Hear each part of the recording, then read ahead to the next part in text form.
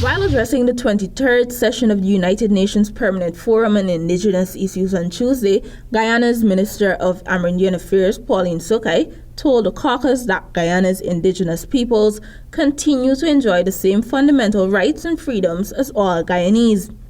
Sukhai further went on to say that her government is ensuring the rights of indigenous peoples are respected and protected worldwide. The minister's statement, however, did not sit well with former advisor, parliamentarian, and indigenous peoples advocate Mervin Williams.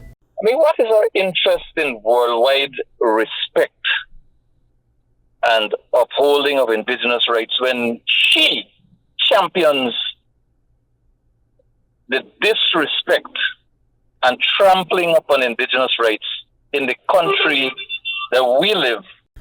Minister Sukhai told the Indigenous Forum that her government has implemented comprehensive policies in full transparency and conciliation with indigenous peoples. However, Williams says the statement is a far cry from what indigenous peoples are presently forced to endure. Utter rubbish. The government of Guyana,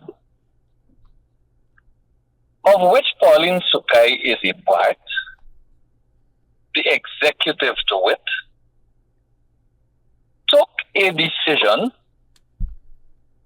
to sell carbon credits, including carbon credits with respect to lands privately owned by indigenous peoples, without consulting with the owners of the land, without consulting with the owners of the forest. They sold the forest credits. They obtained monies in return for that sale, and then they arbitrarily determined what percentage of that money indigenous peoples must get. Referencing the Amerindian Act, Sukhai told the Assembly that the collective and specific rights of the indigenous peoples through a multi-sectoral approach is secured under the Amerindian Act of 2006. However, based on information from indigenous villages, Williams said the PPPC dictatorship approach has the governance structure within villages in shambles.